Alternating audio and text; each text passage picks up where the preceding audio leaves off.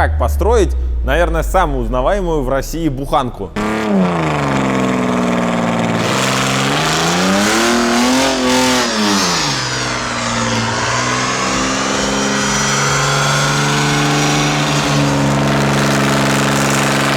Хотя нет, что-то я вперед забежал. Давай так, как построить проект, параллельно развитию которого канал на YouTube с 30 тысяч подписчиков вырос практически до 300. Эта серия будет необычная, но она необходима, потому что огромное количество аудитории подключилось к нам буквально недавно, и они вообще не в курсе, с чего начинался этот проект. Чтобы построить топ-проект, нужно делать все не так, как все. То есть, смотрите, каких-нибудь быстрых BMW, Toyota, их навалом, как на улице, так и на YouTube. Этого полно. Лифтовать какой-нибудь джип, ехать на оффроуд, это тоже слишком банально. Не будь как все, занись буханку. Это же классно, никто этого не ожидает. Потому что этого никто до нас, собственно говоря, и не делал. А мы сделали. Знаете почему? А потому что это эллинг-шоу, сука. Чтобы занизить буханку, нужно было запилить раму. Этим мы и занялись, попутно охреневая от проблемок, о которых заранее не подумали. Например, колеса при занижении так глубоко заходят в салон, что в теории должны пройти сквозь переднее сиденье и начать щекотать анусы водителю и переднему пассажиру. Так что от штатного места пилота пришлось сразу отказаться и засунуть его посередине между передних колес. Но по штату там стоял двигатель, значит его нужно было сдвигать назад. Но GZ с коробкой очень длинные и не помещались в базу машины. Короче, опять проблемки. Тут-то мы и постигли вершину сути бытия. Зачем интегрировать части Toyota в УАЗ, если можно интегрировать всю Toyota в УАЗ? Мы купили разбитый краун, который не подлежал установлению, ибо его рама была загнута бананом, спилили с него все лишнее и одели на это буханку. Когда мы накрыли наш краун модным чехлом из УАЗика, начался жесткий бадхер. То есть кто-то писал что-то в стиле, а что так можно было? То есть люди, которые там строят шоу-кары годами и так далее и тому подобное, увидели, как мы за одну серию построили заниженную буханку. Да, нам каждую серию писали в комментах, вот, лучше бы вы сделали кастомную раму, несмотря на то, что у нас тогда подписчиков толком не было, у нас реклама стоила там около 5000 рублей, а кастомная рама стоит несколько сотен тысяч рублей. То есть у нас не было физически на это денег, мы лепили с говна и палок. Но тем не менее, в конце концов, мы пришли к такому неведомому совершенно открытию на тот момент, что можно взять и одно натянуть на другое. И все, и нормально. Это одна серия, бюджет фактически ни о чем. И вуаля, и все это было готово. Отдельная история для пукано-взрывательного бомбежа в комментах было место водителя. Дело в том, что геометрически так получилось, что оно у нас немножечко не на стандартном УАЗовском месте. В этой всей истории больше всего меня удивляло то, что человеки, которые никогда в жизни не видели эту машину в реале и тем более не сидели за рулем, пытались меня убедить в комментариях под моими видосами, что этой машиной невозможно управлять, потому что водитель сидит здесь, а не на законном месте там. Я даже снимал видео, где показывал, как это все вот с этой точки выглядит, и что все нормально, едешь как на обычном крауне, но нет, они не унимались. Мы решили показать им, что управлять этим автомобилем вообще не составляет никаких проблем. И мы решили сразу же поехать по жести на соревнования по зимнему дрифту.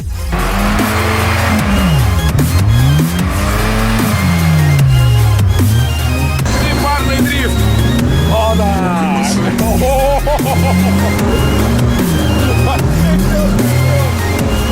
Красиво! Вообще! Вот это хорошо!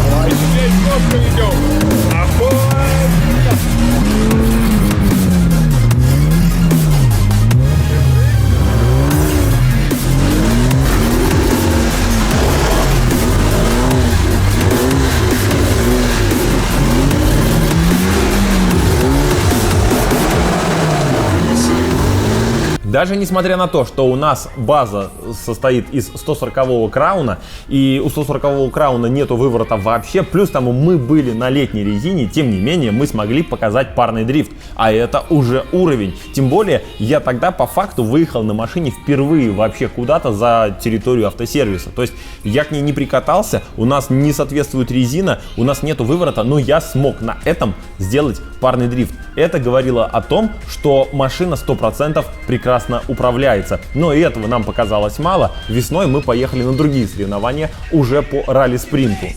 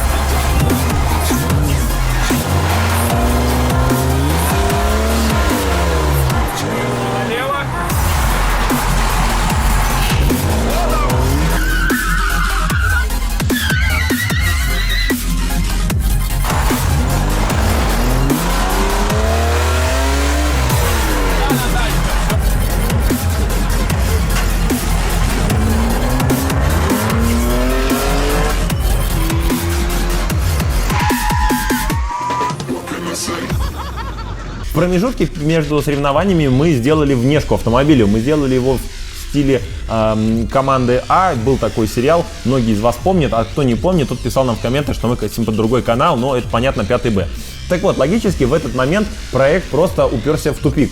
То есть у него не было продолжения, он готов, все, вот она заниженная буханка, вот она красивая, разукрашенная, вот она едет, вот она управляется, что с ней дальше делать? И как бы с одной стороны проект надо было закрывать, а с другой стороны великая болгарка требовала больше жертв. Нам нужны были искорки. Вы поймите, мы не могли просто так сидеть дома и ничего не пилить. Поэтому, собственно, мы начали пилить. Это был переломный момент в этом проекте, после которого многие нам поставили диагноз, а мы поняли, как нужно реально строить шоу-кары. Изначально мы отрезали маленький кусочек, вот просто на пробу. Мы сделали из буханки пикап.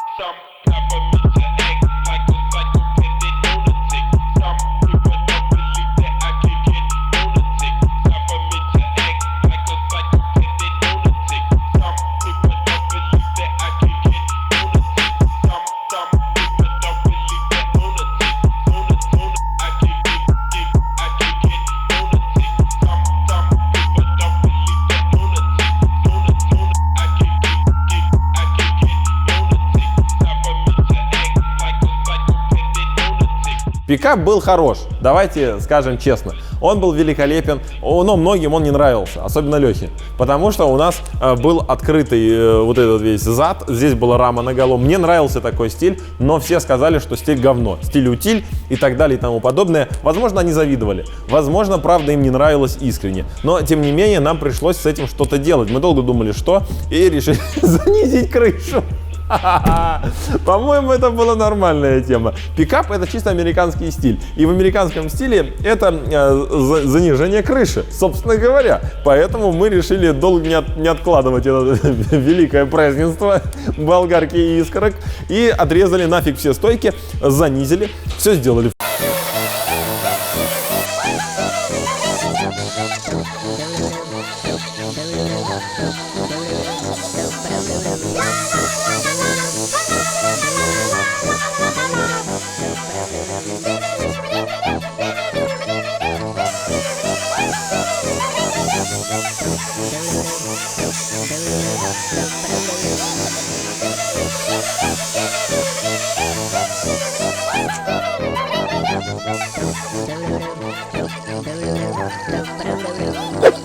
Кстати, мы искали для Лехи машину. Так вот, мы ее нашли и уже купили. Спасибо Carviga за это. Кстати, если вы перейдете по ссылочке в описании, зарегистрируйтесь, создадите объявление о покупке, то можете подобрать себе тоже что-нибудь интересное. Вариантов там огромное количество. Пока что мы не разглашаем, что именно мы купили, потому что это секрет. Когда машина приедет, а она сейчас в другом городе, мы вам покажем. Там нужно руки немножечко приложить, но тачка, она очень интересная. И попытайтесь угадать, что это. Когда вы узнаете, что мы купили, вы будете спрашивать, зачем вообще. Логики в этом никакой нету, но в нашем случае это именно вот так вот логика, собственно говоря, и выглядит. В общем, приедет тачка, мы вам ее обязательно покажем.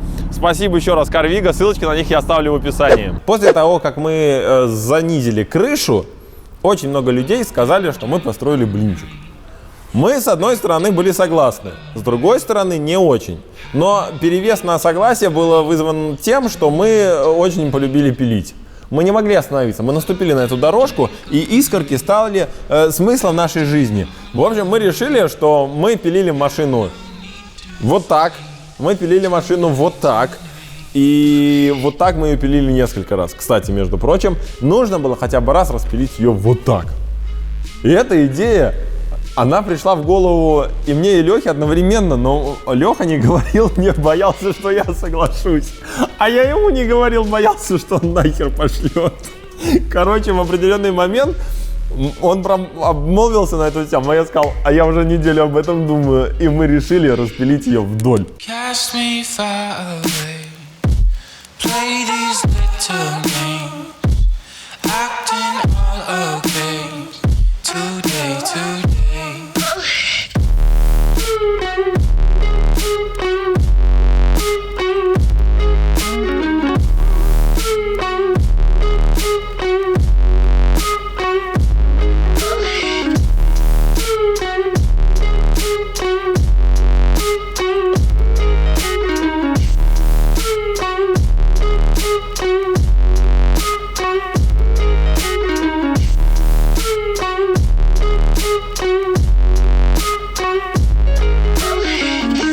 Зауженная машина, как вам такое? Мы даже оставили вот эту вырезанную часть как напоминание, и чтобы все понимали, насколько она стала уже. Мы совместили наши боковины, а шов закрыли вот этой частью, которую, собственно говоря, и вырезали. Стала она уже где-то на 23, по-моему, сантиметра. И вот на этом моменте машина начала приобретать очертания того прекрасного проекта, который я в нем видел изначально.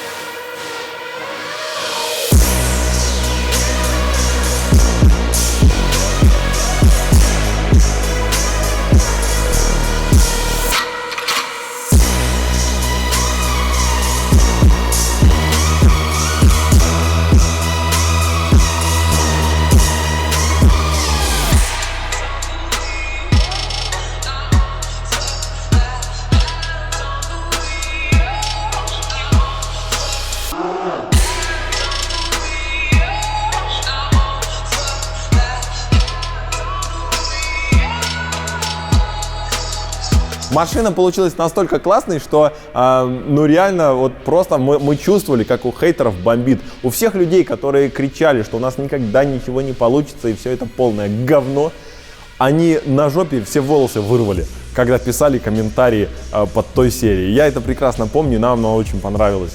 Я понял вот этот момент, когда я понял, что вот никто не верил, и я не верил, и Леха не верил, никто не верил вообще. Мы думали, что мы, понимаете, в начале каждой серии мы не знаем, что получится в конце этой серии. То есть у нас никогда не было четкого плана, мы просто видели болгарку, сварочник, хватали и бежали к этому автомобилю. И тем не менее у нас получилось что-то нормальное. Но на тот момент оно выглядело как недоработано немножечко, и нужно было добавить внешки. Мы ее покрасили, мы поставили ей остекление, сделанное из пластика, поставили проставки на диски, фендера, и вот теперь она выглядела, просто это самый топовый УАЗик, что бы вы там ни говорили.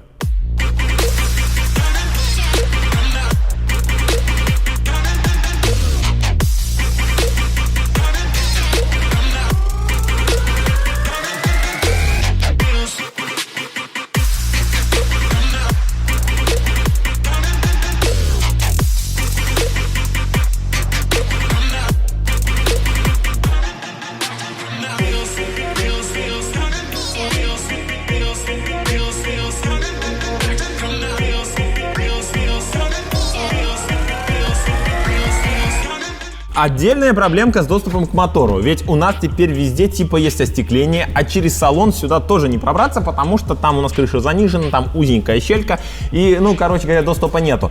Капота тоже нету, но мы решили этот вопрос кардинально. Болтосвар. Мы сделали болты, приварили их по периметру стекла и поставили вот на гаечки, все, короче говоря, лабаш у нас съемный. Снимаешь лабаш, и вот он, собственно говоря, мотор. На тот момент буханка участвовала в соревнованиях по дрифту, по ралли-спринту, участвовала даже в драговых соревнованиях.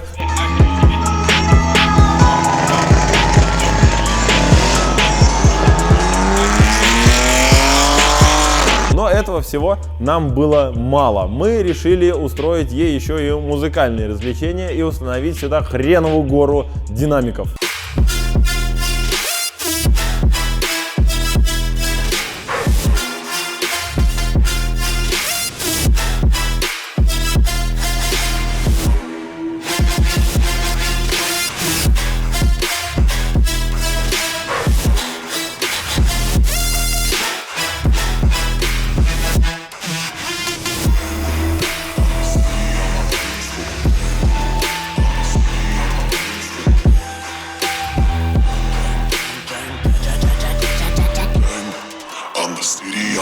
Давай, да. Вот это нравится, мне уже страшно, ты посмотри, они уже шевелятся.